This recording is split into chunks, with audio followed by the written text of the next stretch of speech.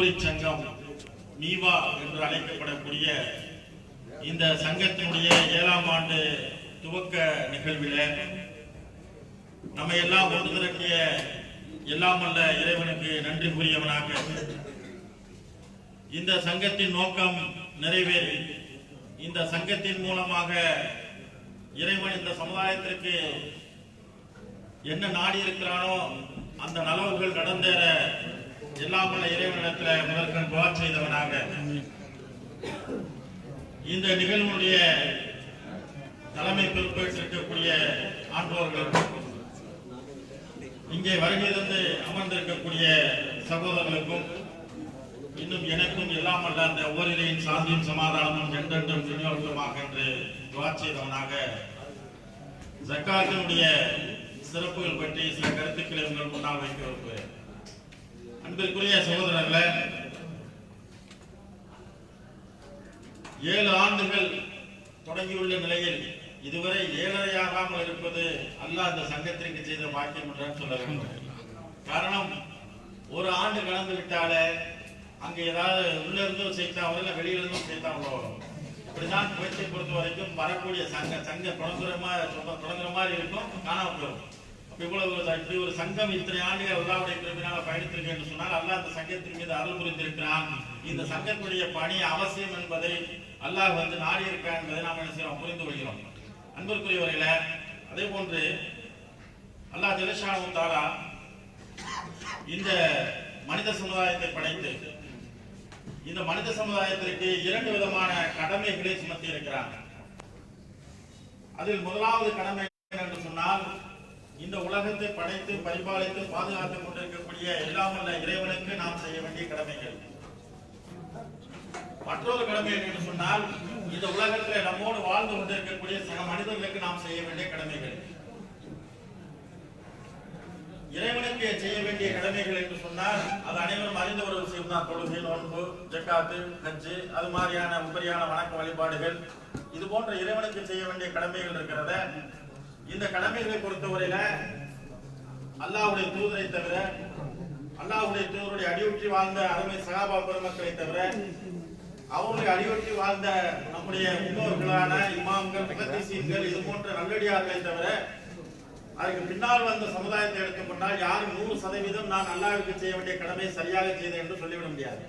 பேசக்கூடிய நானாக இருந்தாலும் சரி, கேட்கக்கூடிய நீங்களா இருந்தாலும் யாரா இருந்தாலும் சரி, 7 வயது தொழுகை கடமையாக என்று சொன்னால் அந்த 7 வயதிலிருந்து 50 வயதை எட்டி இருக்கக்கூடிய ஒரு இளைஞன் 43 ஆண்டுகள் சரியாக 5 வேளை தொழுகை நான் கரெக்டா தொழுதேன், இந்த 43 ஆண்டுகளில் எந்த ஒரு தொழுகையும் நான் மிஸ் பண்ணியே கிடையாது அப்படின்னு யாரும் சொல்ல முடியாது. சில தொழுகையில் வேண்டும் என்று விட்டு இருக்கலாம், சில நேரங்களில் நம்ம மனிதன் என்ற அடிப்படையில் ஏற்பட்டிருக்கக்கூடிய பலவீனம் காரணமாக விட்டிருக்கலாம். அது மாதிரி பயணங்கள், இது போன்ற பல்வேறு விஷயங்கள் காரணமாக சில அமல்கள், இறைவனுக்கு செய்ய வேண்டிய கடமைகள் நம்மிடத்தில் என்ன செய்யலாம், விடுபட்டிருக்கலாம்.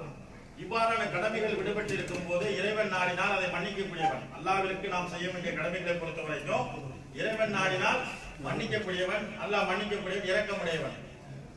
ஆனால் மனிதனுக்கு செய்ய வேண்டிய கடமை இருக்கிறத, மனிதர் நம்மோடு வாழக்கூடிய சக மனிதர்களுக்கு செய்ய வேண்டிய கடமையை பொறுத்த வரைக்கும் அந்த மனிதர்களுக்கு செய்ய வேண்டிய கடமையில நாம் கோட்டை விட்டோம் என்று சொன்னால், புரட்டை விட்டோம் என்று சொன்னால் அதை சம்பந்தப்பட்ட மனிதர்கள் மன்னிக்காமல் அல்லாஹ் மன்னிக்க மாட்டான்.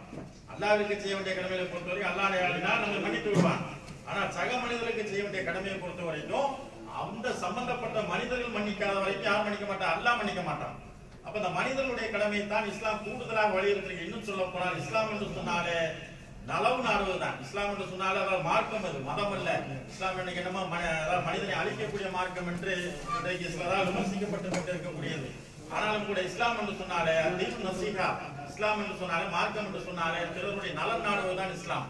அப்ப மனிதர்களுக்கு செய்ய வேண்டிய கடமையை பொறுத்தவரைக்கும் நம்முடைய பெற்றோர்களுக்கு செய்ய வேண்டிய கடமையை நாம் போட்டை விட்டால், நம்முடைய உறவினர்களுக்கு செய்ய வேண்டிய கடமையில நாம் போட்டை விட்டால், அது போன்று நம்முடைய ஊர்க்காரர்களுக்கு, சொந்த பந்தங்களுக்கு, சக நம்மோடு வாழக்கூடிய மக்களுக்கு குறைபாடு வைப்போம் என்று சொன்னால் அந்த குறைபாடு எங்கே வந்து நிற்கும் என்று சொன்னால் இந்த உலகத்தோடு முற்று பெற்று விடாது. நாளை மறுமையிலே அல்லாஹ்விடத்தில் அது ஒரு கேள்வியாக வந்து நிற்கும். அந்த நேரத்தில் சம்பந்தப்பட்ட அவர் மன்னிக்காத வரையிலும் இறைவன் மன்னிக்க மாட்டான். உதாரணம் சொல்ல வேண்டும் என்று சொன்னால், ஒரு ஷஹீத் அல்லாஹ்வுடைய பாதையில தன்னுடைய உயிரை அர்ப்பணித்தவர். அதாவது மிகப்பெரிய தியாகம் என்பது என்னது, ஒரு மனிதன் செய்வதிலே மிகப்பெரிய தியாகம் என்பது அவனுடைய பொன்னை பொருளை அல்லாஹ்வுடைய பாதையில செலவு செய்வது ஒரு வகை. ஆனால் தன்னுடைய உயிரை அல்லாஹ்வுக்காக ஒருத்தர் அர்ப்பணிக்கிறான். அல்லாஹ்வுடைய பாதையில தன்னுடைய உயிரை இன்னொரு அர்ப்பணிக்கிறான். அல்லாஹ்வுடைய பாதையில ஷஹீதாகிறான், உயிர் தியாகி. அந்த உயிர் தியாகியுடைய அனைத்து பாவங்களும் மன்னிக்கப்பட்டுவிடும். அவர் கபர் வாழ்க்கை கிடையாது. அவர் வந்து சுவனத்துடைய பச்சை நிற பறவை விடயத்துல சுவனத்தில் சுத்திட்டு இருப்பார். அந்த உயிர் தியாகி, அந்த அல்லாஹ்வுடைய பாதையில தன்னுடைய உயிரை அர்ப்பணித்தவர் என்ன செய்வாரு? பச்சை நிற அவருடைய ரூஹை வந்து பச்சை நிற பறவைக்குள்ளாக அல்லாஹ் செலுத்தி அதை சுவனத்துல சுத்த விட்டு இருப்பான். ஏன்னா மனிதர் வடிவத்துல என்ன செய்ய யாரும் சொர்க்கத்துக்குள்ள இல்ல. அது எப்ப மனித வடிவத்துல உள்ள போவாங்கன்னு சொன்னா நியாயத்திற்கு நாள் அனைவருக்கும் ஜட்ஜ்மெண்ட் வழங்கப்பட்டு அதுக்கப்புறம் மனித வடிவில் என்ன செய்வோம் உள்ள போவோம். நம்முடைய வாப்பா ஆதம் அலைஹிஸ்ஸலாமுடைய உருவத்துல எல்லாரும் என்ன செய்வோம் தியாகிகளுக்கு அல்லாஹ் முன்கூட்டி தரக்கூடிய அந்த ஒரு பரிசு என்னன்னு சொன்னா அவர்கள் கபர் வாழ்க்கையில எந்த கேள்விகளுக்கும் இல்லாமல் அவர்கள் என்ன செய்யறாங்க? இப்போது சுவனத்திலே சுவனக்காற்றை சுவாசித்துக் கொண்டிருப்பார்கள். ஆனால் எப்போ யார் தெரியுமா? அதுலயும் கூட ஒரு அல்லாஹ் வந்து ஒரு விஷயத்தை சொல்லி காட்டுறான். யார் வந்து மனிதர்களிடத்திலே கடன் வாங்கிவிட்டு அந்த மனிதருக்கு அந்த கடனை திருப்பி செலுத்தாமல் அவர் மரணிப்பார் என்று சொன்னார். அல்லாஹ்வுடைய பாதையில் உயிர் தியாகம் செய்திருந்தாலும் கூட அந்த மனிதர்கிட்ட வாங்கின கடனை நிறைவேற்றாமல் செய்திருப்பார் என்று சொன்னால் அவருடைய வாரிசில் நிறைவேற்ற வேண்டும். வாரிசிலும் நிறைவேற்றல, யாருமே அந்த கடனை நிறைவேற்றவில்லை என்று சொன்னால் அவருக்கு அங்கே என்ன செய்ய முடியாது? சோனத்திற்குள்ளாக என்றாக முடியாது. எப்போ அந்த சர்ச்சை இதெல்லாம் தீர்வாகிற வரைக்கும் ஒன்னு யாராவது ஒருத்தர் வந்து அந்த கடனை பொறுப்பேற்றுக் கொண்டு அதை நிறைவேற்றக்கூடிய காலம் வரைக்கும் என்ன செய்ய அவர் வந்து சோனத்திற்குள்ளாக நுழைய முடியாது என்று சொன்னால் அப்ப சோனத்திற்குள் நுழைவது கூட தடையாக இருப்பது எதுன்னு சொன்னா மனித உரிமைகள். மனித உரிமைகளுக்கு இஸ்லாம் அந்த அளவுக்கு முழு முக்கியத்துவம் வழங்கியிருக்கிறது. அன்பிற்குரியவர்களே, அந்த அடிப்படையில் நாம் பார்க்கும்போது நம்முடைய இஸ்லாமிய மார்க்கத்தை பொறுத்த வரைக்கும் இஸ்லாம் வந்து 5 தூண்களின் கீழாக 5 பில்லர்களின் மீது நிறுவப்பட்டிருக்கிறது. இஸ்லாம் வந்து அடிப்படைவாத மார்க்கம் என்று சொல்வார். இந்த பில்டிங் நாம நின்று இருக்கோம் சொன்னா கீழே பில்டிங்ல பேஸ்மெண்ட் இருந்தா தான் நம்ம நிக்க முடியும். அடிப்படை இல்லாம எந்த கட்டணம் நினைக்காது. ஆனா என்ன சொல்லுவாங்க? இஸ்லாம் அடிப்படைவாத மார்க்கம் என்று சொல்வார். இஸ்லாம் அடிப்படைவாத மார்க்கம் தான். ஆனா எந்த அடிப்படை என்பதில் வேறுபாடு நம்ம மாறுபடுறோம். அடிப்படைவாதம் என்பது அவர்கள் சொல்லக்கூடிய தீவிரவாதத்தை அடிப்படையாக சொல்வார். நாம என்ன சொல்றோம்னா தீவிர கொள்கை நாம் அடிப்படையாக சொல்றோம். குர்ஆன் சுன்னா என்று சொல்லக்கூடிய அந்த கொள்கையை அடிப்படையாக கொண்ட மார்க்கம் தான் இந்த இஸ்லாமிய மார்க்கம். அப்ப இஸ்லாம் என்பது 5 பில்லர்களின் மீது நிறுவப்பட்டிருக்கிறது. அந்த 5 பில்லர்கள் என்ன எல்லாரும் தெரிஞ்ச விஷயம் தான். தொழுகை, நோன்பு, ஜக்காத், ஹஜ், இது போல அது மாதிரி ஏகத்துவம் முன்னாடி சொல்லக்கூடிய இந்த ஏகத்துவ கலிமா ஷஹாதா, இந்த 5 நிலைகளின் மீது இஸ்லாம் நிறுவப்பட்டிருக்கிறது. இந்த 5 ஒன்றை ஒருவன் மறுப்பான் என்று சொன்னால் அவன் முழுமையான முஸ்லீமாக இஸ்லாம் ஏற்றுக்கொள்ளார். அதுல ஒண்ணு என்னது? ஜக்காத். தொழுகை எப்படி வந்து ஒரு முஸ்லீம் ஏற்றுக்கொள்ள வேண்டிய விஷயமோ, மற்ற நோன்பு எப்படி ஏற்றுக்கொள்ள வேண்டிய விஷயமோ, அது போன்ற மற்ற அமல்கள் எப்படி ஏற்றுக்கொள்ளப்பட வேண்டிய விஷயமோ, அதே போன்று ஜக்காத் என்ற ஒன்றும் ஒரு முஸ்லீம் ஏற்றுக்கொண்டாக வேண்டும். அதை ஒருவன் மறுப்பான் என்று அவன் தன்னை முழுமையான முஸ்லீம் என்று சொல்லிக் கொள்ள முடியாது. ஆக அப்படிப்பட்ட இஸ்லாத்துடைய அடிப்படையாகவே என்னது இஸ்லாம் சொல்லி காட்டுகிறது. இந்த ஜக்காத்திற்கும் சதக்காவிற்கும் உள்ள வேறுபாடை இந்த சமுதாயம் விளக்கிறது. சமுதாயத்துடைய பெரிய பின்னடைவு என்னன்னு சொன்னா உலகத்துல பணக்காரர்கள் அதிகமா இருக்கிறது முஸ்லீம் சமுதாயம் தான். உலகத்திலேயே முஸ்லீம் நாடுகளை பாருங்க, பல முஸ்லீம் நாடுகள் இருக்கு. 1000 ஒரு 60 நாடுகள் கிட்ட முஸ்லீம் நாடுகள் இருக்குது. இஸ்லாமிய ஆட்சி நடக்கக்கூடிய நாடுகள் உண்டு. முஸ்லீம் நாடுகள், முஸ்லீம்கள் ஆளக்கூடிய நாடுகள். அப்ப அந்த முஸ்லீம் நாடுகளுக்கு என்னன்னா அல்லாஹ் வந்து பல செல்வங்களை கொடுத்திருக்கிறான். அது மாதிரி வந்துட்டு முஸ்லீம் பணக்காரர்கள், செல்வந்தர்கள், தனவந்தர்கள் நிறைய பேர் இருக்கிறாங்க. அதே மாதிரி ஒரு பக்கம் இன்னொரு பக்கம் பார்த்தோம்னு சொன்னா முஸ்லீம்களில் தான் அதிகமான ஏழைகளும் இருக்கிறாங்க. முஸ்லிம்கள் ஒரு பக்கம் வசதியானவர்கள், ஒரு பக்கம் பார்க்கும்போது வசதியானவர்களா இருக்கிறாங்க. இன்னொரு பக்கம் அதே சமுதாயத்தை நாம் பார்க்கும்போது ஏழைகளா இருக்கிறாங்கன்னு சொன்னா இதற்கு என்ன காரணம்னு சொன்னா ஜக்காத் என்றால் என்ன, சதக்கா என்றால் என்ன அப்படின்ற விளங்குறேன். அப்ப நான் வந்து என்ன சொல்லுவாங்க, சாதாரண நோம்பு ஒரு 5 ரூபாய் கொடுத்துட்டு 1 ரூபாய் கொடுத்து 2 ரூபாய் கொடுத்துட்டு நான் ஜக்காத்து கொடுத்தேன் அப்படிமா. ஒரு 100 ரூபாய் சில்லறை மாத்தி வை, ஜக்காத்து கேட்டு 1 ரூபாய் கொடுத்து விடு. இந்த 1 ரூபாய் 2 ரூபாய் போற பேர் இல்ல ஜக்காத்து. ஜக்காத்துக்கு சதக்கா அது தர்மம். அது தர்மத்திற்கும் கணக்கீட்டு வழங்கக்கூடிய இந்த ஜக்காத்திற்குள்ள வேறுபாடு இந்த சமுதாயம் உணராத காரணத்தினால தான் இந்த முஸ்லீம் சமுதாயம் பின்தங்கி இருக்கிறது. இந்த முஸ்லீம் சமுதாயத்தை வட்டியின் பக்கம் அதிகமாக சொல்லி 2 வருத்தப்பட்டு இருக்கிறோம். முஸ்லீம் சமுதாயத்தை பொறுத்த வரைக்கும் வட்டியின் பக்கம் போறாங்க, வட்டியில விழுந்து கிடக்கிறாங்க. வட்டி வாங்காதீர்கள், அல்லாத வந்து தனக்கு எதிராக போராக அறிவித்திருக்கிற உபதேசம் நிறைய கிடைக்கும். இஸ்லாம் சமுதாயத்தை பொறுத்த வரைக்கும் உதவியும் போய் நின்றா என்ன கிடைக்காது? உதவி கிடைக்காது. நசீகத்து உபதேசம் நிறைய கிடைக்கும், என்ன உதவி கிடைக்காது. அப்ப என்னன்னு சொன்னா நாம வந்து ஒருத்தர் வந்து ஒரு தவறை செய்யறான்னு சொன்னால் அவன் எதனால் அந்த தவறை செய்யறான்னு பார்க்க வேண்டுமே தவிர அந்த தவறை செய்யாத என்று சொல்லிக் கொள்வதனால் அவனுக்கு எந்த பலனும் ஏற்பட்டு விடாது. ஒருத்தர் பசியோட இருக்கான்னு சொன்னா அந்த பசியில இருக்கக்கூடிய அவனுக்கு நீங்கள் ஹலாலான உணவளித்தால் அவன் ஏன் ஹராம் நாடி போகிறான்? ஒருத்தன் பசியோட இருக்கான், வயிற்று பசியில் இருக்கக்கூடிய ஒருவனுக்கு நீங்கள் ஹலாலான உணவை தந்து விட்டால் அவன் ஹராம நாடி போக கிடையாது. அப்ப அவன் ஹராமை நாடி போறான்னு சொன்னா ஹராமை சாப்பிடாத சொன்னா அவனுக்கு ஏதாவது ஏறுமா? ஏறாது. காரணம் அவன் பசியோட இருக்கான். அப்ப நீங்க ஹலாலாக அவனுடைய தேவை என்ன சொல்ல நிறைவேற்ற வேண்டும். அப்ப ரசூலுல்லாஹி ஸல்லல்லாஹு அலைஹி வஸல்லம் அவர்கள் மக்காவிலிருந்து மதீனா வந்தார்கள், தோழர்கள் சமீபமாக வந்தார்கள்.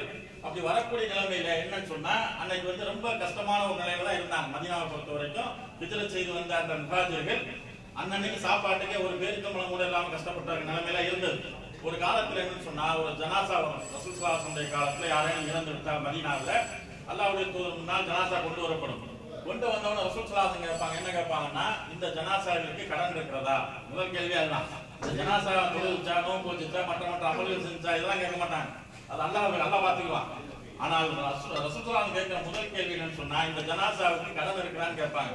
அப்ப கடன் இருக்குன்னு சொன்னா ஆமா இருக்குது அப்படின்னு சொன்னா அடுத்த கேள்வி என்ன கேட்பான்னா, இந்த ஜனாசா வந்து இவர் வந்து தன்னுடைய கடனை தீர்ப்பதற்கு ஏதுவாக சொத்துக்களை விட்டுட்டு போயிருக்காரா? அவர் விட்டுட்டு போன கடனுக்கு ஏதுவாக சொத்துக்களை விட்டுட்டு போயிருக்காரா விட்டு கட்டுறதுக்கு அப்படின்னு கேட்பாங்க. இல்ல சொத்துக்கள்லாம் ஒண்ணும் இல்ல, சரி அவருடைய வாரிசுகள் யாராவது இருக்கீங்களா, அந்த கடனை பொறுப்பேற்றுக்கிறீங்களா அப்படின்னு கேட்பாங்க. வாரிசுகள் யாரும் இல்ல, சரி உறவுகள் யாராவது நண்பர்கள் யாராவது ஏத்துக்கிறீங்களா அப்படின்னு கேட்பாங்க. யாருமே ஒண்ணும் இல்லைன்னு சொன்னா ரசூலுல்லாஹி ஸல்லல்லாஹு அலைஹி வஸல்லம் ஆரம்ப காலத்துல என்ன செய்வாங்கன்னா, அந்த ஜனாசாவுக்கு தொழுகை நடத்தாமல் உங்க தோழருக்கு நீங்க தொழுகை வச்சவங்க போயிருவாங்க. ரசூல் ஸல்லல்லாஹு அலைஹி வஸல்லம் தொழுகை நடத்த மாட்டாங்க.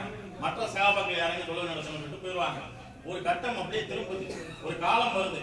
அப்போ வந்து அல்லாஹ்வுடைய தூதருடைய ஆளுகை கீழே இருக்கக்கூடிய இந்த மதீனத்து தேசத்துல அல்லாஹ்வுடைய தூதர் அமல்படுத்த ஜக்காத் என்று சொல்லக்கூடிய இந்த புரட்சி, ஜக்காத் என்று சொல்லக்கூடிய இந்த பொருளாதார புரட்சி எப்படி வரும்னு சொன்னா வந்து குமியுது. அப்படியே பல பகுதியில் இஸ்லாம் விரிந்து பறந்து விரிந்து நாடுகள்லாம் ஒன்றிணைந்து இஸ்லாத்தினுடைய ஆளுகையின் கீழ் வரும்போது அல்லாஹ்வுடைய பொருளாதாரம் வெகுவாக வந்து குமியுறது மதீனத்து தேசத்துல. அப்படியான பொருளாதாரம் குவிந்து அப்படியான ஒரு காலகட்டத்தில் ஜனாசா கொண்டு வரப்பட்டால் இதே மாதிரி ரசூல் ஸல்லல்லாஹு அலைஹி கேட்பாங்க, கடன் இருக்கா? ஆமா இருக்குது. யாராவது பொறுப்பேற்றுக்கிறீங்களா? இல்ல யாரும் தீர மாட்டோம் அப்படின்னா வந்து அவங்க என்ன சொல்லுவாங்கன்னு சொன்னா, இந்த ஜனாசாவுடைய கடனை இஸ்லாமிய அரசு செலுத்தும். இந்த ஜனாசாவுடைய கடனை இஸ்லாமிய அரசு செலுத்தும். இந்த ஜனாசா வந்து சொத்துக்களை விட்டு சென்றால் அது ஜக்காத்துன்னு சொல்லக்கூடிய புரட்சி. அந்த புரட்சியை நீங்க நம்ம வரமாட்டேங்குது. நம்ம என்னதான் வந்து நீ ஜக்காத்து கொடுக்குறோம் எல்லாம் சொல்லிக் கொண்டாலும் அந்த மாற்றமே நம்ம இடத்துல வர அல்லாஹ்வுடைய தூதர் குறுகிய ஆண்டுல சில ஆண்டுகளில் ஏற்படுத்திய புரட்சி இன்றைக்கு 1400 ஆண்டுகளாக நாம ஜக்காத்து கொடுத்துருக்கோம், ஜக்காத்து வாங்கிருக்கோம், ஜக்காத்து நாம் பாடுபட்டுருக்கோம் சொல்லிக் கொண்டிருக்கிறோமே தவிர எந்த ஊரிலாவது நிரப்பமான புரட்சி ஏற்பட்டிருக்கிறதா? எந்த ஊரிலாவது இந்த ஜக்காத்து மூலமா மாற்றம் ஏற்பட்டிருக்கான்னு ஒண்ணுமே கிடையாது. போன வருஷம் நம்முடைய வாசல ரமலான்ல வந்து கையேந்தி நின்ற அதே மக்கள் இன்றைக்கு வந்து நிற்கிறாங்க. போன வருஷம் கொடுத்த அதே 3 அரிசி இன்னைக்கு கொடுத்துக்கிட்டு தான் இருக்கும். போன வருஷம் எடுத்து போட்டா அதே போட்டா இன்னைக்கு போட்டுக்கிட்டு தான் இருக்கும். இந்த நிலை மாறவில்லை என்று சொன்னா என்ன காரணம் சொன்னா, நாம் ஆரம்பத்தில் வட்டத்தை பெரிதாகி கொண்டோம். நாம் என்ன விளையும் கொண்டோம் சொன்னா, நம்ம வந்து ஒட்டுமொத்த இந்தியாவை நம்ம வந்து அப்படியே தலைகளை பரப்பி போடணும் நம்ம நினைக்கிறோம். அல்லாஹ்வுடைய மார்க்கம் என்ன சொல்லுதுன்னு சொன்னா, நீங்கள் வந்து எந்த ஒரு செயலை செய்வதாக இருந்தாலும் சரி முதல்ல உங்களுடைய வீட்டுல இருந்து தொடங்குங்க. அல்லாஹ்வுடைய மார்க்கம் என்ன சொல்லுதுன்னா, நம்ம வந்து ஆரம்பத்தில் அகலக்கால் வைக்கிறது, அகலக்கால் வச்சு உள்ள வந்து கிடக்கிறது, இதெல்லாம் மார்க்கம். அல்லாஹ்வுடைய மார்க்கம் சொல்லக்கூடியனா முதல்ல உங்களுடைய எந்த ஒரு நல்ல விஷயமாக இருந்தாலும் சரி உங்களுடைய வீட்டில இருந்து தொடங்குங்கள் அப்படின்றது மார்க்கம் சொல்லுது. அப்ப முதல்ல நம்முடைய உறவினர்கள் யார் ஏழை இருக்கிறான்னு பார்க்கணும். ஃபர்ஸ்ட் எனக்கு நம்ம ஜக்காத்து கொடுக்க போறோம்னு சொன்னா அந்த ஜக்காத்து கொடுப்பதுன்னா நம்முடைய உறவுகளில் யார் ஏழைகள் இருக்காங்களோ அவங்களுக்கு வந்து ஃபர்ஸ்ட் கொடுக்கணும். இன்னும் சொல்ல போனால் உறவுகளுக்கு முன்னுரிமை கொடுப்பது இருக்கிறத நம்ம ஜக்காத்து கொடுத்து உறவுகளுக்கு தேடி போய் கொடுக்குறோம்னு சொன்னா நம்முடைய ரத்த பந்தத்திற்கு உறவுகளுக்கு கொண்டு போய் கொடுக்குறோம்னு சொன்னா அதுல 2 நன்மை கிடைக்கும். மற்றவங்களுக்கு கொடுத்தீங்கன்னா ஒரு நன்மை தான் கிடைக்கும். அதே நேரத்தில் உங்களுடைய உறவுகளுக்கு கொண்டு போய் கொடுத்தீங்கன்னு சொன்னா 2 நன்மைகள் கிடைக்கும். ஒன்று ஜக்காத்து நீங்க கொடுத்ததுக்கு ஒரு நன்மை, இரண்டாவது உங்களுடைய உறவுகளை அனுசரித்ததற்கான அரவணைத்ததற்கான ஒரு நன்மை, 2 நன்மைகள் கிடைக்கும். ரசூலுல்லாஹி ஸல்லல்லாஹு அலைஹி வஸல்லம் அழகா சொன்னாங்க, நீங்கள் வந்து ஒரு குழம்பு வைத்தால் தண்ணி அதிகப்படுத்தி உங்களுடைய பக்கத்து வீட்டுக்கு தர்மம் செய்யுங்கள். குழம்பு வச்சீங்கன்னு சொன்னா அதை கொஞ்சம் தண்ணி அதிகப்படுத்தி அண்டை வீட்டுக்கு தர்மம் செய்யுங்கள் அப்படின்னு கேட்டோம்னா ஆயிஷா ரலியல்லாஹு அன்ஹா கேட்கிறாங்க, அல்லாஹ்வுடைய தூதரவர்களே எனக்கு வந்து 2 அண்டை வீட்டார் இருக்கிறாங்க, எனக்கு வந்து 2 அண்டை வீட்டார் இருக்கிறாங்க. இந்த 2 அண்டை வீட்டாரில் நான் யாருக்கு வந்து முன்னுரிமை கொடுக்கணும் அப்படின்னு சொன்ன உடனே உன்னுடைய வீட்டு வாசல் படிக்கு அருகாமையில எந்த வீடு இருக்கிறதோ அந்த அண்டை வீட்டுக்கு முன்னுரிமை கொடுக்கணும் அப்படின்னு ரசூலுல்லாஹி சொன்னாங்க. அப்ப நாம வந்து ஒரு உதவியை செய்ய தொடங்குகிறோம் என்று சொன்னால் நம்முடைய வீட்டிலிருந்து தொடங்க வேண்டும், நம்முடைய உறவுகளிலிருந்து தொடங்க வேண்டும். இந்த உறவுகளில் ஏழை இல்லை என்று சொன்னால் நம்முடைய ஊரை பார்க்க வேண்டும், நம்முடைய தெருவை பார்க்கணும், நம்முடைய ஊரை பார்க்கணும். இப்படி ஒவ்வொருத்தரும் அவங்க மகளாவை நாம் பார்த்திருந்தோம் என்று சொன்னாலே குறைஞ்சபட்சம் தமிழக அளவிலாவது இந்த மாதிரியான ஒரு பற்றாக்குறை வராது. பார்க்கணும் நெல்லை மாவட்டத்துல கண்ணீர் வடிக்க வேண்டிய விஷயம். பீடி சுத்தி நம்முடைய பெண்கள் அன்றாட பீடி சுத்துறாங்க. பீடி சுத்தி அவங்க வாங்கக்கூடிய 1000 ரூபாய்க்கு வந்து தினம் வாசல் நிற்கிறான். ஒரு வேதம் ஏதாவது சொல்லித்தான் செய்யணும். அதாவது சொன்னா அந்த உரை நம்ம எப்படி சொல்ல பொதுவாகவே என்னன்னு சொன்னா அந்த வட்டி விஷயத்துல பொதுவாகவே என்ன கிடைக்கும்னா வட்டி கொடுக்குற ஒரு விஷயத்தை சொல்றாங்க என்ன சொன்னா, ஒண்ணு கொடுத்து கழிக்கணும் இல்லைன்னா படுத்து கழிக்கணும். எப்படிப்பட்ட நிலைக்கு நம்ம சமுதாயம் இருக்கு பாருங்க. எப்படிப்பட்ட நிலைக்கு நம்ம போயிட்டு அன்னைக்கு வந்து எந்தெந்த விஷயத்துக்கு நம்ம என்ன செய்யறோம், சாதாரணமா செலவு பண்ணிட்டு இருக்கிறோம். சர்வசாதாரணமா வந்து எதுக்கும் வந்து ஆடம்பரமா செலவு பண்ணிட்டு இருக்கிறோம். ஆனா ஒரு 1000 ரூபாய் வந்து அங்க வந்து தண்டனைக்கு வாங்கிட்டு அவங்க கஷ்டப்படுறாங்க. அதுக்கு வந்து என்ன தீர்வு இல்லை. அப்ப அந்த மாதிரி நீ மாநாடு போறான், கோடிக்கணக்கில் செலவு பண்ணி மாநாடு, அந்த ஒரு நாள் கூத்துக்கு கூடினோம் கலைஞர். இதை தாண்டி வேற ஏதாவது சாதனைகள் நடந்திருக்கலாம். கிறிஸ்தவர்கள் அழகா கல்வியிலையும் வேலை வாய்ப்பிலும் இடஒதுக்கீடு கூட வேணான்னு போயிட்டான். உண்மையிலே பானஸ்தன் வந்து அவங்க சொல்லணும். கொடுத்த இடவு நம்ம 1000 போராட்டம் பண்ணி 1000 மாநாடு போட்டு 1000 கோரிக்கை வச்சு அம்மாவை தூக்கி ஐயாவை தூக்கி எல்லாரையும் தூக்கி வச்சு 3.5% வாங்கி நம்ம உட்கார்ந்துட்டு இருக்கோம். அவன் தானா வந்த 3% எனக்கு வேணாம், நான் அதை தாண்டி உள்ள உட்காந்துக்கிறேன், நீ என்ன 3% விளக்க நீங்களும் கொடுக்குன்னு சொல்லிட்டு வேணான்னு போயிட்டான். அப்ப அவள் எதில் கவனம் செலுத்தினார் என்று சொன்னால் தங்களுடைய பொருளாதாரத்தை கல்வியை கவனம் செலுத்தினார்கள். தங்களுடைய பொருளாதாரத்தை மருத்துவத்திலே கவனம் செலுத்தினார். இந்த இரண்டும் அவருடைய கையில இருக்கு. நம்ம கையில இருக்குதா? நம்ம கையில ஒரு டாக்டர் உட்கார்ந்துருக்கா சொன்னாங்க. நம்ம எத்தனை டாக்டர் உட்கார்ந்து இருக்கோம்? நம்மளுடைய எத்தனை மருத்துவமனை இருக்குது? ஒண்ணுமே கிடையாது. வந்து முஸ்லிம்களை வந்து திட்டமிட்டு மருத்துவமனைகள் வந்து சிசேரியன் செய்ய வைக்கிறது நம்முடைய எண்ணிக்கை குறைப்பதற்காக, முஸ்லிம் சமுதாயத்துடைய எண்ணிக்கையை குறைப்பதற்காக. சாதாரணமா வந்து அழகா வந்து பிரசவமா கூட என்னன்னா சிசேரியன் பண்ண வைக்கலாம். ஏன்னா 2 குழந்தைக்கு மேல பெற வைக்க கூடாது அப்படின்றாங்க. இதெல்லாம் வந்து திட்டமிட்ட மறைமுக தாக்குதல். இந்த சமுதாயத்தின் மீது திட்டமிட்ட மறைமுக தாக்குதல். இது மாதிரிலாம் விஷயங்களை வந்து நம்ம தடுக்கன்னு சொன்னா என்னன்னு சொன்னா, நாம வந்து மருத்துவ ரீதியாக கல்வி ரீதியாக நம்முடைய ஜக்காத் தொகையை பயன்படுத்தணும்னு சொன்னா இது போன்ற பாதிப்புகள் வந்திருக்காரு. இந்த மாதிரி நிறைய விஷயங்கள் இருக்குது. அது மாதிரி நம்ம பார்க்கிறோம். அன்புக்குரியவர்களே, இந்த ஜக்காத்தை பொறுத்த வரைக்கும் அதனுடைய அர்த்தம் என்னன்னு சொன்னா அது வளப்படுத்தும். ஜக்காத் என்று சொன்னாலே வளப்படுத்துதல், தூய்மைப்படுத்துதல். 2 அர்த்தங்கள் இருக்கு. ஒன்று வளப்படுத்தும், மற்றொன்று தூய்மைப்படுத்தும்.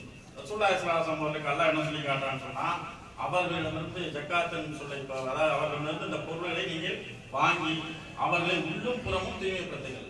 ரசூலுல்லாஹி ஸல்லல்லாஹு அலைஹி வஸல்லம் அல்லாஹ் சொல்லக்கூடிய கட்டளை என்னன்னு சொன்னா, அவரிடமிருந்து அவருடைய பொருளிலிருந்து ஜக்காத்தை நீங்கள் வாங்கி அதன் காரணமாக அவருடைய உள்ளும் புறமும் தூய்மைப்படுத்துங்கன்னு சொன்னா என்ன அர்த்தம்? உள்ளும் புறமும் என்றால் என்ன அர்த்தம்? உள்ளும்னா உள்ளத்தையும் தூய்மைப்படுத்தும். இந்த ஜக்காத்தை நீங்க கொடுக்க ஆரம்பிச்சீங்கனால உங்களுடைய உள்ளத்தை தூய்மைப்படுத்த ஆரம்பித்துவிடும். அதே போன்று புறமும் வெளிப்படையாக நாம ஒரு நல்ல செயலை தொடங்கும் போது நம்முடைய ஆட்டோமேட்டிக்கா நம்முடைய செயல்பாடு என்பது தானாக வெளிப்புறமும் தூய்மையாகக்கூடிய அளவுக்கு நம்முடைய நடவடிக்கையை மாற்றி அமைத்துவிடும். அதுதான் ரசூலுல்லாஹ் அல்லாஹ் வந்து இந்த வசனத்துல சொல்லி காட்டுறான். அதே போன்று இந்த ஜக்காத்தை பொறுத்த வரைக்கும் நாம கொடுக்க ஆரம்பித்து விட்டாலே என்ன ஆயிரம் சொன்னா நம்முடைய பொருளாசை, அதாவது பொருள் மீது கொண்ட ஆசை வந்து குறைய ஆரம்பிச்சு. மனிதன் வந்து தொடர்ந்து சேமிச்சு வச்சுக்கிட்டே இருக்கான், சேர்த்து வச்சுக்கிறான், பல தலைமுறைக்கு சேர்த்து வைக்கிறான். ஏன் என்ன காரணம்? அந்த பொருள் மீது கொண்ட ஆசை. எந்த வழியிலாவது சேர்க்கணும். எந்த வழியா அன்னைக்கு வந்து இறந்து போன பெரிய பெரிய தலைகள் நீங்க பார்க்கலாம். எத்தனையோ கோடி கணக்கே இல்லாம சேர்த்து வச்சிருந்தாங்க. இங்கே யார் வச்சிருக்கா, என்ன நிலவரம் யாருக்கு தெரியுமா? அம்மா போனாங்க, அம்மாவுடைய சொத்து எங்க இருக்கு, யார் வச்சிருக்கா, எத்தனை கோடி வச்சிருந்தாங்க, கோம்பை என்ன கொண்டு போனாங்க, ஒண்ணுமே கிடையாது. இது மாதிரிதான் எல்லாருமே, நானா இருந்தாலும் நீங்களா இருந்தாலும் கோம்பை ஒண்ணுமே கொண்டு போய் கிடையாது. எங்க என்ன வச்சிருக்கோம்னு சொல்லக்கூட அல்லா டைம் கொடுக்க மாட்டான். அந்த ஒரு மொழி வந்து விட்டால் நாம எத்தனை கோடி சேர்த்து வச்சிருக்கோம். நம்ம பிள்ளைய கூப்பிட்டு வாப்பா அங்கே எங்கெல்லாம் இருக்குது, மதுரையில இருக்கு, திருச்சியில இருக்கு, பெரம்பலூர்ல இருக்கு, அங்கே இருக்கு, நீவாட்ட கொஞ்சம் இருக்கு, அங்கே இருக்கு, எல்லாம் சொல்றதுக்கு டைம் இருக்குமா? ஒண்ணுமே கிடையாது. அப்ப சேர்த்து வச்சு என்ன பிரயோஜனம்? ஒரு செகண்ட் கூட ஒரு வாய்ப்பு கிடைக்காது. அப்ப என்னன்னு சொன்னா அல்லாஹ் வந்து நம்ம சாதாரண யோசிச்சு பார்க்கிறோம். என்னுடைய குடும்பத்திற்கு ஒவ்வொரு மாதமும் எவ்வளவு தேவைன்னு சொல்லிட்டு எனக்கு தெரியுமா தெரியாது? என்னுடைய குடும்பத்திற்கான செலவு தொகை என்னுடைய மாதத்திற்கு எவ்வளவு தேவைப்படும் அப்படின்னு எனக்கு தெரியும். என்னுடைய குடும்பத்திற்கான செலவு இவ்வளவு தேவைப்படும் எனக்கு தெரியும் போது என்னை படைத்த இறைவனுக்கு தெரியாதா? என்னை படைத்த இறைவனுக்கு தெரியாதா எனக்கு எவ்வளவு தேவைப்படும் அப்படின்ட்டு? அப்ப எனக்கு 10,000 ரூபாய் என்னுடைய குடும்பத்துக்கு தேவைன்னு சொன்னா அல்லாஹ் எனக்கு 20,000 தர்றான்னு சொன்னாங்க. அவன் கணக்கு தெரியாம கொடுத்துட்டான். அல்லாஹ் வந்து 10,000 ரூபாய் தேவையில்லை ஒருவனுக்கு 20,000 தருகிறான்னு சொன்னால் எடுத்து 10,000 அதிகமாக கொடுக்குறான். அதிகமாக தருவதன் மூலமாக உங்கள் மூலமாக மற்றவர்களுக்கு அதை சென்றடைய வைக்கிறான். உங்கள் மூலமாக மற்றவர்களுக்கு அந்த 10,000 ரூபாய் உங்களுடைய காசு கிடையாது. உங்களுக்கு தேவை 10,000. அந்த 10,000 அவன் 20,000 தரான்னு சொன்னா அந்த கூடுதல் 10,000 உங்களுடையதல்ல, அது மற்றவர்களுக்கு உங்கள் மூலமாக சென்றடைய வேண்டிய விஷயம். இது ஏன் இன்னொரு கேள்வியோட பொருத்தரமா கேட்கலாம். என்ன கேட்பாங்க சொன்னா லாஜிக் பேசுறேன் கேட்பாங்க. அப்ப அல்லாஹ் வந்து எல்லாத்தையும் பணக்காரன் ஆக்கிற வேண்டியது. அதையும் வந்து உங்களை வந்து பணக்காரன் ஆக்கி உங்கள்கிட்ட அவங்களுக்கு போய் இந்த ரெட்டை வேலை எதுக்கு? ஏன் அல்லாஹ் வந்து எல்லாத்தையும் பணக்காரன் ஆக்கிற வேண்டிய அப்படிம்பாங்க. சாதாரண யோசிச்சாலும் மேடு என்ற ஒன்று இருந்தால் பள்ளம் என்ற ஒன்று இருக்க வேண்டும். பள்ளம் என்ற ஒன்று இருந்தால் தான் மேட்டிலிருந்து வலியக்கூடிய தண்ணி பள்ளத்துல சேரும். எல்லாமே மேடா இருந்தா என்ன ஆகும்? சேமிக்க முடியுமா? தண்ணி போய் நிக்க முடியுமா? முடியாது. அதே மாதிரி எல்லாத்துக்கும் வந்து நான் எனக்கு வந்து ஒரு 10 ஏக்கர் நிலம் இருக்கு, உங்களுக்கு எல்லாருக்கும் 10 ஏக்கர் நிலம் இருக்கு. இந்த 10 ஏக்கர் நிலத்தை நான் உழுவுரை சக்தி பெற்றவனா? என்னுடைய 10 ஏக்கர் நிலத்தை நான் உழுவுரை சக்தி பெற மாட்டேன். யாருடைய உதவியாவது தேவைப்படும். நான் உங்களை கூப்பிடுறேன், வாங்க என்னுடைய வயல்ல உழுவுரைக்கு வாங்கன்னு சொல்றேன். அப்ப நீங்க என்ன சொல்லுங்க? உங்களுக்கு விளக்கண்ண உனக்கண்ண நீயே 10 ஏக்கர் வச்சு, அதே மாதிரி நான் 10 ஏக்கர் வச்சு உனக்கண்ண நான் உழுவுறது இப்ப ஒவ்வொருத்தரும் செய்ய முடியாது. உங்க 10 ஏக்கர் நீங்க உழவ முடியுமா? முடியாது. அப்ப எல்லா நிலமும் தரிசா போயிடும். அப்ப அல்லாஹ் வந்து இந்த உலகை இயக்குவதற்காகத்தான் இந்த பொருளாதார ஏற்றதாழ்வு வச்சிருக்கான். ஆனா இந்த பிறப்பில் ஏற்றதாழ்வு பார்த்துக்கிட்டு இருக்காங்க, அது வேற விஷயம். அல்லாஹ் வந்து ஏற்றதாழ்வு என்ன வச்சிருக்காங்கன்னா பொருளாதார ஏற்றதாழ்வு வச்சிருக்கான். அந்த பொருளாதார ஏற்றதாழ்வு கூட ஏன்னு சொன்னா உலகம் இயங்குவதற்காக மேட்டில இருந்து கீழே பள்ளத்தை நோக்கி வர வேண்டும் என்பதற்காக அந்த ஏற்றத்தாழ்வு வைத்திருக்கிறான் என்பதை நாம் என்ன புரிந்து கொள்ள வேண்டும். அப்ப ஜக்காத்தை நாம் கொடுக்கும் போது, நம்முடைய பொருளாதாரத்தை பிறருக்கு கொடுக்கும் போது நம்மிடத்தில் கூடிய பொருளாதார ஆசை தானாக குறைந்துடும். ஏன்னா நம்ம அந்த ஆசையை தான் சேர்த்து வைக்கிறோம். அப்ப இந்த நம்ம சம்பாதிச்ச பொருள்ல இருந்து அல்லாஹ் வந்து 2% கொடுக்க சொல்றான்னு சொன்னா, நாம கஷ்டப்பட்டு உழைச்ச சம்பாதித்துல இருந்த காசுல இருந்த அல்லாஹ் 2% கொடுக்க சொல்றான்னு சொன்னா, அப்ப நம்ம காசே அவங்க கொடுக்கும் போது அடுத்த காசு நம்ம எடுக்க ஆசைப்படுவோமா? நம்ம காசே நம்ம அவங்க கொடுக்க ஆசைப்படும் போது, கொடுக்கின்ற கட்டாயம் இருக்கும் போது, கடமை இருக்கும் போது நாம் அடுத்தவங்க காசை எடுப்போமா? அப்ப வந்து உள்ளும் புறமும் அல்லாஹ் இதன் மூலமாக நம்மை தூய்மைப்படுத்துகிறான் என்பதை நாம் என்ன புரிந்து கொள்கிறோம். அதே போன்று இன்னொரு விஷயம் என்னன்னு சொன்னா, மனிதன் வந்து ஜக்காத்தை கொடுக்க ஆரம்பித்து விட்டால், நம்ம கொடுக்க ஆரம்பிச்சோம்னு சொன்னா நம்ம இடத்துல உள்ளத்துல இருக்கக்கூடிய கஞ்சத்திரம் முடிஞ்சிடும். இன்னைக்கு வந்து கஞ்சத்திரம் தான், அதாவது நிறைய இருக்கணும். அதாவது பார்த்தோம்னு சொன்னா, அதாவது செல்வம் எந்த அளவுக்கு இருக்குதோ அந்த அளவுக்கு வந்து உள்ளம் கிரியவர்கள் அதிகமா இருக்கிறாங்க. என்ன செல்வம் எந்த அளவுக்கு மேல போகுதோ அந்த அளவுக்கு உள்ளம் கொஞ்சமா இறுகிக்கிட்டே போகுது, கற்பாறை மாதிரி இறுகிக்கிட்டே போகுது. சாதாரண 100 தினார் சம்பளம் வாங்குறா, டக்குனு 5 தினார் நல்ல விஷயத்தை சுத்துறோம். ஒரு தொழிலாளர்கிட்ட போய் கேளுங்களேன், இதுக்கு என்ன அதுக்கு என்ன இப்படி போட்டு ஜாஸ்தியா தெரியல, ஒரு 50 மட்டும் வாங்கிட்டு போங்களாம்பாங்க. சரியா? அப்போ மேல போக போக என்ன ஆயிருக்கு, அந்த செல்வம் அதிகமாக அதிகமாக உள்ளம் இருக்கக்கூடிய காட்சியை பார்க்கணும். என்ன காரணம்? கஞ்சத்தனம் இருக்கு. கஞ்சத்தனம் செய்வதற்கு மார்க்கத்தில் அனுமதி இல்லை. கஞ்சத்தனம் உள்ளத்துல வந்து விட்டால் நாம் என்ன செய்ய, எந்த ஒரு நலவான செயலும் செய்ய மாட்டோம். ரசூல் ஸல்லல்லாஹு அலைஹி வஸல்லம் அவர்கள் தினமும் செய்த துஆவில் என்ன தெரியுமா? இறைவா, கஞ்சத்தனத்திலிருந்து என்னை பாதுகாத்த வேண்டும் என்று வந்து ரசூல் ஸல்லல்லாஹு அலைஹி வஸல்லம் அவர்கள் தினமும் துஆ செய்வாங்க. அது மாத்திரமல்ல, அல்லாஹ் வந்து தன்னுடைய அருள்மறை குர்ஆனில் சொல்லிக்காட்ட, யார் வந்து உலோபித்தனம் செய்கிறார்களோ, கஞ்சத்தனம் செய்கிறார்களோ அவர்களுக்கு வந்து கடுமையான இழிவான தண்டனை நாம் சித்தப்படுத்தி வைத்திருக்கோம் என்று சொல்லி காட்டுறோம். அப்ப அல்லாஹ் வந்து அவங்க செல்வத்தை தந்திருக்கான்னு சொன்னா, நாம சாப்பிட்ட போக மார்க்க மற்றவங்களுக்கு கொடுங்க, அதிலும் கஞ்சத்தனம் செய்தால் தண்டனை நிச்சயம் என்பதை அல்லாஹ் சொல்லி காட்டு. அதே போன்று ரசூலுல்லாஹி ஸல்லல்லாஹு அலைஹி வஸல்லம் அவர்கள் அஸ்மா பின்த் அபூபக்கர் ரலியல்லாஹு அன்ஹா அவர்களிடத்துல உபதேசம் செய்கிறார்கள். என்ன சொல்றாங்கன்னா, அஸ்மாவே, தர்மம் செய்வதிலிருந்து உன்னுடைய கரத்தை இறுக்கி பிடித்துக் கொள்ளாதே. தர்மம் செய்வதிலிருந்து உன்னுடைய கரத்தை இறுக்கி பிடித்துக் கொள்ளாதே, முடிந்து வைத்துக் கொள்ளாதே.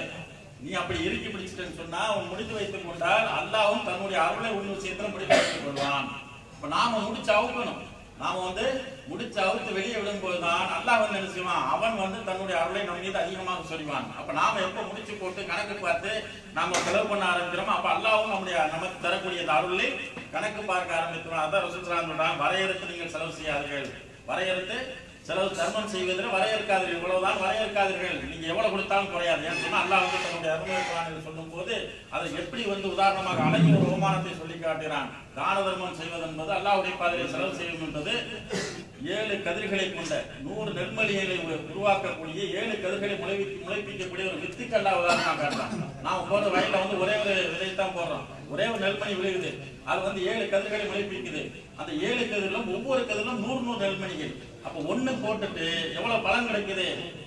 700. அப்ப அதுதான் அப்படிதான் மார்க்கம் சொல்லி காட்டு. ஒரு விஷயத்தை நல்ல விஷயம் நாம செஞ்சோம் சொன்னா அதை அல்லாஹ் வந்து எப்படி இருக்கிறான் சொன்னா, 1க்கு 10ஆக 100ஆக 70ஆக 700ஆக நமக்கு தருகிறான். அதனால வந்து நாம தான தர்மங்கள் செய்யும் போது, ஜக்காத்து கொடுத்தாலும் சரி, அதுல வந்து எந்த வகையிலும் நமக்கு செல்வம் குறைந்து விடாது என்பதை நம்ம புரிந்து கொள்ள வேண்டும். இந்த கஞ்சத்தனம் என்பது நம்முடைய உள்ளத்திலிருந்து வெளிப்பட்டு விட்டால், வெளியேறி விட்டால் தானாக நாம் என்ன செய்வோம், செலவு பண்ண தொடங்கி விடுவோம் என்பதை நாம் புரிந்து கொள்ளணும். அதே போன்று இந்த கஞ்சத்தனம் அடுத்து நாம் பார்க்கும்போது, இந்த பொருளாதார விஷயத்தை அடுத்தவங்களுக்கு நாம கொடுக்காம இருக்க என்ன காரணம்? நாம வந்து மற்றவங்களுக்கு கொடுத்தா அவர்களும் நமக்கு சம அந்தஸ்துல பணக்காரராக. இன்னைக்கு என்ன சொன்னா, ஊர்ல வந்து நாம வந்து மற்றவங்களுக்கு கொடுத்துன்னு சொன்னா நம்ம பணக்காரனா இருக்கணும், ஒரு கெத்தா இருக்கணும். நாம மற்றவங்களுக்கு கொடுத்தோம்னு சொன்னா அவங்களும் என்ன செய்வாங்க, நமக்கு சமமாக ஈக்குவலாக இந்த அந்தஸ்து தந்துடக்கூடாது அப்படின்ற கர்வம் இருக்கிறத, இந்த கர்வம் தான் காரணம். கொடுக்காம இருக்கிறதுக்கு இது ஒரு காரணம். இது போன்ற கர்வமடைவதை பொறுத்த வரைக்கும் அல்லாஹ் வந்து ஒருபோதும் விரும்புறது கிடையாது. ஏன்னா பெருமை என்பது அல்லாஹ்வுக்கு மட்டுமே உரித்தானது. பெருமையும் கண்ணியம் யாருக்கு உரித்தானது? அல்லாஹ்வுக்கு மட்டுமே உரித்தானது. அப்ப அல்லாஹ் நமக்கு ஒரு செல்வத்தை தந்தால் அந்த செல்வம் சமமாக்கப்பட வேண்டும். அனைவருக்கும் தேவையுள்ளவரை சென்றடைந்தால் தான் அது நன்மையை தவிர நம்மிடத்தை வைத்துக் கொள்வது என்பது, கர்வத்தை வைத்துக் கொள்வது என்பது அது வந்து அல்லாஹ் வந்து நேசிக்கக்கூடிய ஒரு விஷயம் இல்லை. அதே போன்று எந்த அளவிற்கு என்று சொன்னால், அருமை சஹாபா பெருமக்களை பொறுத்தவரையில தான தர்மங்கள் செய்வதில், அல்லாஹ்வுடைய பாதையில் செலவு செய்யக்கூடிய விஷயத்தை பொறுத்த வரைக்கும் எந்த அளவுக்கு அவர்கள் இருந்தார்கள் என்று சொன்னால், நாம இப்ப என்ன விளைவிக்கணும்னு சொன்னா, நம்ம குடும்பத்துக்கு வேணும். நீ பொருளாதாரம் சேர்த்து வைக்கிற அடிப்படை காரணம் என்று சொன்னால் நம்ம குடும்பத்துக்கு வேணும், அது மாதிரி நம்முடைய பிள்ளைகளுக்கு வேணும். இந்த அளவுக்கு இருந்தா கூட பரவாயில்ல. இதை தாண்டி பின்னால் வரக்கூடிய சந்ததி வரைக்கும் கேட்கிறது. பின்னாடி வரைக்கும் ஒரு சந்ததியெல்லாம் பிறகு அல்லாஹ் வந்து பிறக்கும் போது கை கால எல்லாத்தையும் கொடுத்தான பிறக்க வைக்கிறான். அல்லாஹ் வந்து ஒவ்வொரு குழந்தை பிறக்கும் போது எப்படி பிறக்க வைக்கிறான், கை காலை கொடுத்து உழைக்கக்கூடிய வகையெல்லாம் பிறக்க வைக்கிறான். அப்போ உன் குடும்பத்துக்கு இன்னைக்கு என்ன தேவைன்னு பாரு, உன்னுடைய பிள்ளைகளுக்கு என்ன தேவைன்னு பாரு, உன்னுடைய அடிப்படை தேவைன்னு பாரு. இதை தாண்டி 10 தலைமுறை சேர்த்து வைக்கின்ற அவசியம் கிடையாது. இந்த ஆனாலும் கூட நம்ம என்ன செய்யறோம், நீ செஞ்சுக்கிட்டு பெரும்பாலும் செஞ்சுக்கிட்டு இருக்கிறாங்க. அவனுடைய தேவையான வீடு வந்து இந்த அளவுக்கு தான் தேவைப்படும். ஆனா கட்டி வச்சிருப்பாங்க, பல மாடி கட்டி வச்சிருப்பாங்க, யாரும் இருக்க மாட்டாங்க, தனியா உட்கார்ந்து இருப்பாங்க. எவனா வந்து மொத்தத்துல போட்டு தடுத்து இருக்கலாம் அடிச்சுக்கிறோம். தனியா இருக்கக்கூடிய வீடுகள்லாம் பார்த்தோம்னு சொன்னா திருடர்களுக்கு வசதியாக பெருசு ரெண்டு கிடைக்கும், பெரிய பெரிய மாளிகையா இருக்கும். மொத்தத்துல வந்து அந்த கடை கட்டிடுவான். அப்ப சேர்த்து வச்சு என்ன பண்றது ஒண்ணும் கிடையாது. அப்ப இது மாதிரியான விஷயங்கள் நம்ம செஞ்சுக்கிட்டா கூட அருமை சஹாபா பெருமக்களை பொறுத்த வரைக்கும் அவர்கள் எப்படி இருந்தார்கள் சொன்னால், அல்லாஹ்வுடைய பாதையில அர்ப்பணிப்பதில், செலவு செய்வதில், தானம் செய்வதில் எப்படி நான் சொன்னா, ஒரு முறை ரசூலுல்லாஹி ஸல்லல்லாஹு அலைஹி வஸல்லம் இடத்துல ஒருத்தர் வர்றார். வந்து அல்லாஹ்வுடைய தூதரே எனக்கு நீங்கள் உணவளியுங்கள் அப்படின்னு வர்றார். ஒருத்தர் வந்து என்ன கேட்கிறாருன்னா, அல்லாஹ்வுடைய தூதர் அவர்களே எனக்கு நீங்கள் உணவளியுங்கள் அப்படின்னு கேட்கிறாரு. இப்போ உடனே ரசூலுல்லாஹி ஸல்லல்லாஹு அலைஹி வஸல்லம் அவர்கள் அருகில் இருந்த ஒரு மற்றொரு தோழரை பிலால் ரலியல்லாஹு அன்ஹு என்று நினைக்கிறேன், அவர்களை வந்து தன்னுடைய மனைவியர் வீட்டுக்கு அனுப்புறாங்க. தன்னுடைய மனைவியருடைய அனைத்து மனைவியருடைய வீட்டுக்கு அனுப்புறாங்க. வீட்டுல ஏதாவது இருக்கான்னு கேட்குவாங்க. அப்படின்னு அனுப்பும்போது இவங்க போய் கேட்கறாங்க, சாப்பாடு இருக்குதா அப்படின்னு எல்லா மனைவியருடைய வீட்லயும் கேட்கறாங்க. எல்லா மனைவியரும் ஒரே மாதிரி சொன்னாங்க. பதில் என்ன சொன்னாங்கன்னா, வீட்டுல வந்து தண்ணீரை தவிர வேற எதுவுமே இல்லை. எப்படிப்பட்ட வாழ்க்கை பாருங்க. அகிலத்திற்கு ஒரு அழுக்குடையாக வந்த அவனிலே வந்து உதித்த அல்லாஹ்வுடைய தூதருடைய வீட்டுல என்ன இல்லை, நம்ம வீட்டுல நம்ம போனோம்னா அரிசி இருக்கும், பருப்பு இருக்கும், உப்பு இருக்கும், புளி இருக்கும், மிளகா இருக்கு, ஏதாவது இருந்துகிட்டு நம்ம வீட்டுல. ஆனா ஒண்ணுமே இல்லைன்னா ஒரு பிஸ்கட் தண்ணியமா இருக்கும். ஆனா அங்க என்ன இருக்கு, வெறும் தண்ணீர் தான் இருக்குது, வேற எந்த ஒரு உணவும் இல்லை என்று அனைத்து மனைவியரும் சொல்றாங்க. அகிலத்திற்கு ஒரு அருளுடைய அல்லாஹ்வுடைய தூதருடைய வீட்டிலே தான் நிலைமை. அப்ப எல்லா மனைவருடைய வீட்டிலும் ஒண்ணுமே இல்லை, வெறும் தண்ணி மட்டும் தான் இருக்கின்ற தகவலை ரசூலுல்லாஹி ஸல்லல்லாஹு அலைஹி வஸல்லம் இடத்துல வந்து அந்த தோழர் சொல்றாரு. சொன்ன உடனே அல்லாஹ்வுடைய தூதர் அவர்கள் அறிவிப்பு செய்யறாங்க, என்னுடைய இந்த விருந்தாளியை அழைத்து சென்று கண்ணியப்படுத்தக்கூடியவர் யார் அப்படின்னு கேட்கிறாங்க. அல்லாஹ் யாராவது ஒருத்தர் வந்து தானம் கேட்டு வர்றவரை கூட அல்லாஹ்வுடைய தூதர் எப்படி அணுகிருக்கிறாங்க. நாம என்ன செய்வோம், தான தர்மம் பண்றாங்கன்னா கூட ஒரு ரூபாய் தீ போடுறதுக்கு முன்னாடி இந்த வாசல பிச்சைக்காரன் வந்திருக்கான், அந்த போய் ஒரு ரூபாய் போட்டு வாமான்னு சொல்லுவோம். இந்த வாசல ஒரு மிஸ்கின் வந்திருக்காங்க, அதை அரபில கௌரவமா சொல்லிக்கிறாங்க. தமிழ்ல பிச்சைக்காரன் சொன்னா அந்த அடிக்க வருவான்றாங்க, அரபிலாம் ஒரு மிஸ்கின் வந்திருக்கா, ஒரு ரூபாய் போட்டு வாமான்னு சொல்லுவாங்க. ஏன்னா ஆனா மிஸ்கின் என்றும் பிச்சைக்காரர் என்றும் கையேந்தக்கூடியவர்கள் என்றும் தர்மம் கேட்கக்கூடியவர்கள் என்று நாம சொல்லிக்கிட்டு இருக்கோம். அல்லாஹ்வுடைய தூதர்கள் தன்னிடத்துல உணவு கேட்டு வந்து அவரை எப்படி அணுகிறார் என்று சொன்னால், எப்படி கண்ணியப்படுத்தினார் என்று சொன்னால், என்னுடைய இந்த விருந்தினரை கண்ணியப்படுத்தக்கூடியவர் யார் உங்கள் அப்படின்னு கேட்ட உடனே ஒரு அன்சாரி தோழர் அவர்கள் என்ன செய்யறாங்கன்னா தன்னுடைய வீட்டுக்கு அழைச்சிட்டு போறாங்க. அன்சாரி தோழர் அவர்கள் தன்னுடைய வீட்டுக்கு அழைச்சிட்டு போறாங்க. அழைச்சிட்டு போய் தன்னுடைய மனைவியிடத்துல அவர்கள் சொல்றாங்க, அல்லாஹ்வுடைய தூதர் மட்டுமல்ல அவரிடத்துல பாடம் பயின்ற அருமை சஹாபா பெருமக்கள் எப்படி நான் சொன்னேன்.